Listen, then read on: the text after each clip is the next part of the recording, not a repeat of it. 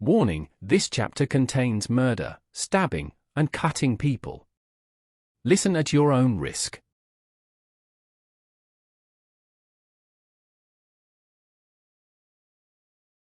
Chapter 5. Klaus's POV. As I was heading home to my apartment, I felt like I was being followed. I guess I haven't wholly readjusted to living in populated areas like towns and cities. In total honesty, I kind of miss being on the farm. It was a calm environment for sure. Even when I returned to my apartment building, I felt like I was being followed. I didn't think much of it as I headed to my apartment. I didn't know why, but I felt safer, but I still felt a bit unsafe. I tried not to think about it. When I entered my apartment, I took off the jacket of my suit, hung it up, and put some of today's items away.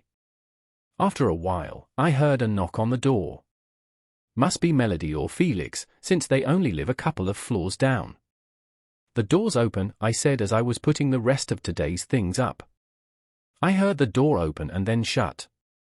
I went to the main room, expecting to see Melody or Felix, but who I saw was not either of them. They had their head down. I felt like I recognized them, but I just couldn't think who it was. I looked around, trying to find something to help me in my situation, and then I saw a photo of me and the others. Now I remember who that person was. It's Andy. But something was off and I had questions. Why isn't he saying anything?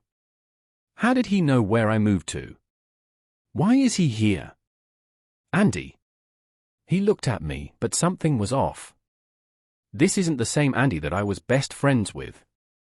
His face looked emotionless and there seemed to be nothing behind his eyes. Andy. What's going on? Are you all right? Do you need help or something? I was honestly scared. I didn't know if I was scared because of him or for him, but I was scared either way. Andy, you're scaring me. Do you need help? He was still persistent in being silent, not muttering a single word. It is not like him to be like this. Andy, if you need help or something, I can help you. You just need to tell me what's going on. He was still very silent, but he slowly started to walk towards me. I didn't know what to do, so, out of fear, I slowly backed up. I know he's my friend, but there is something really off. This is not the Andy I've known. Andy. I know trying to call out to him would seem useless, but what if he actually needs help? He kept walking towards me, and I kept backing away. He suddenly stopped approaching me and pulled something out of his pocket. It was a pocket knife.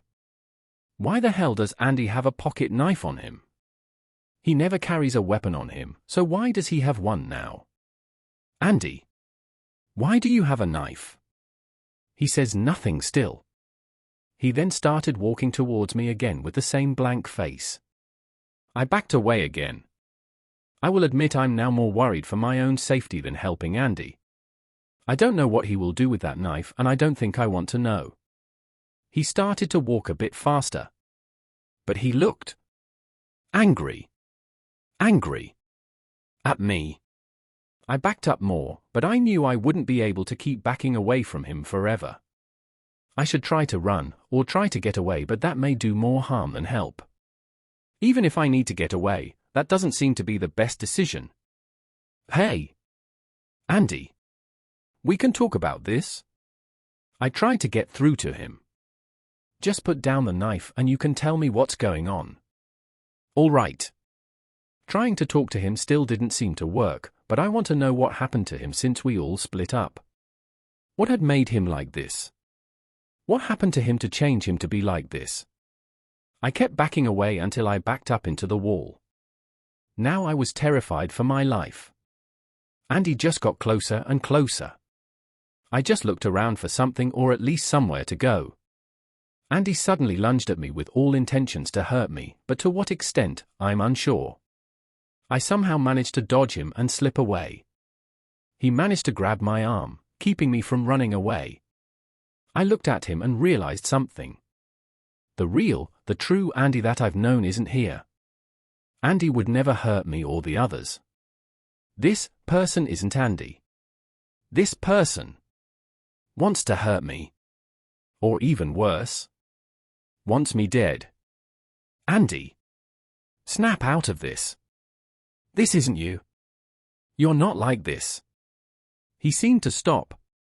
Did I get through to him? Did I stop him? Did I help him? I lowered my guard a bit. Andy, did I help you? I was stabbed. Not in the chest or anywhere very vital. I was stabbed in the abdomen. But I was stabbed by him. I looked at him to see him just blankly staring at me. I realized something terrible. That was just the first shot. I had a feeling that if he really wanted to severely hurt me with one stab, he would have stabbed somewhere more vital. I tried to get out of his grasp. I tried to pull my arm away from him, with not much luck. He stabbed me again. Still not in anywhere very vital. It's like a hunter playing with his prey. As I kept trying to get away from him, he stabbed me a few times more. Still avoiding anywhere vital. My shirt, once white, was collectively growing redder with my blood as if it were its dye. He tried to stab me again, but I grabbed his arm and struggled to stop him as I tried to keep him from hurting me any more severely. I knew the only way to try to help me in this situation was to disarm him. It's really risky, but doing nothing will ensure my demise. He struggled to inflict more harm as I struggled to try to disarm him. As I struggled to disarm him, my wounds felt like fire. It hurt to keep struggling against him, but it will hurt more to do nothing. In a swift moment, I managed to disarm him and even pushed him away from me, causing him to fall to the ground.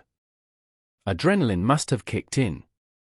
Andy got up and lunged towards me, obviously trying to rearm himself. I just tried to keep the knife away from him, even having to stab him a few times.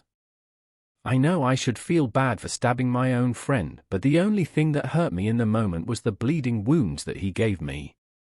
Eventually, he grabbed my wrists to keep the knife in a singular place.